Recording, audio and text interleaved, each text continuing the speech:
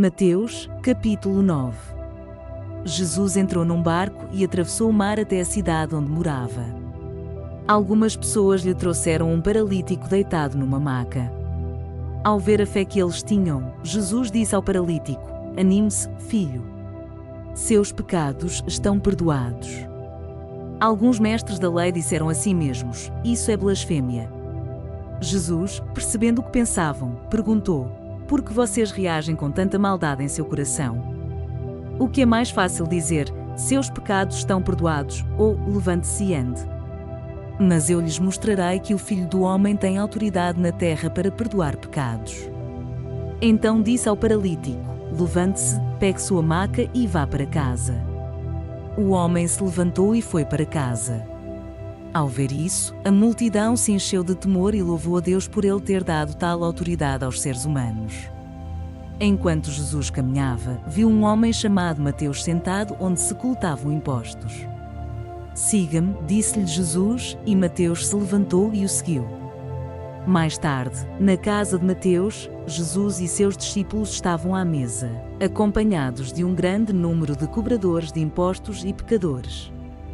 Quando os fariseus viram isso, perguntaram aos discípulos: "Por que o seu mestre come com cobradores de impostos e pecadores?" Jesus ouviu o que disseram e respondeu: "As pessoas saudáveis não precisam de médico, mas sim os doentes." E acrescentou: "Agora vão e aprendam o significado desta passagem das Escrituras: quero que demonstrem misericórdia, e não que ofereçam sacrifícios.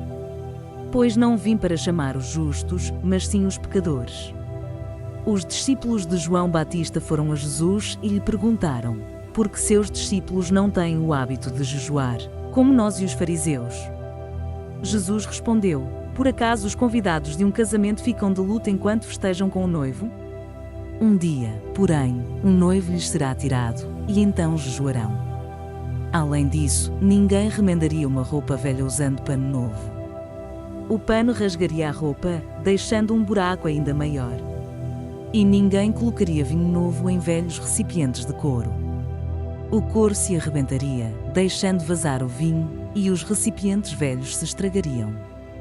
Vinho novo é guardado em recipientes novos, para que ambos se conservem."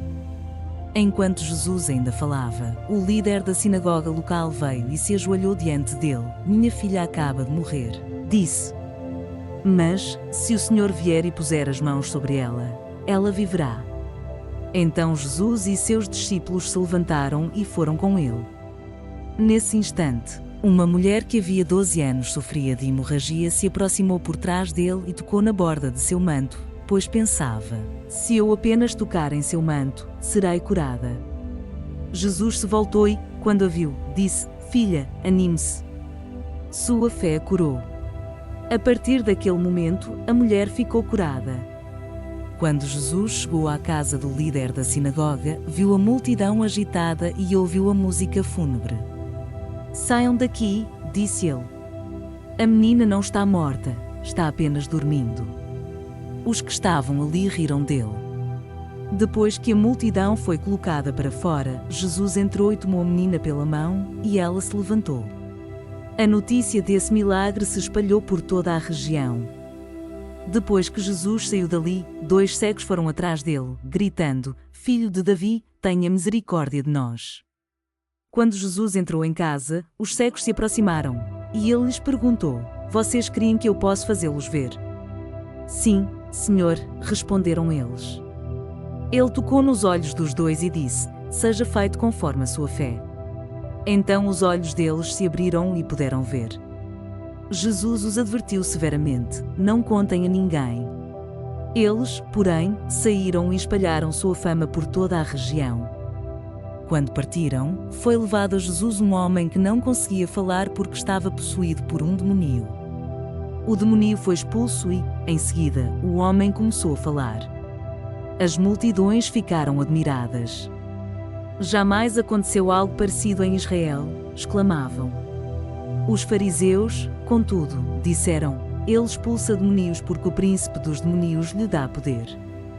Jesus andava por todas as cidades e todos os povoados da região, ensinando nas sinagogas, anunciando as boas novas do reino e curando todo tipo de enfermidade e doença.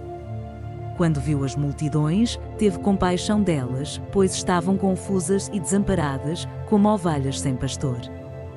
Disse aos discípulos: a colheita é grande, mas os trabalhadores são poucos. Orem ao Senhor da colheita, peçam que Ele envie mais trabalhadores para seus campos.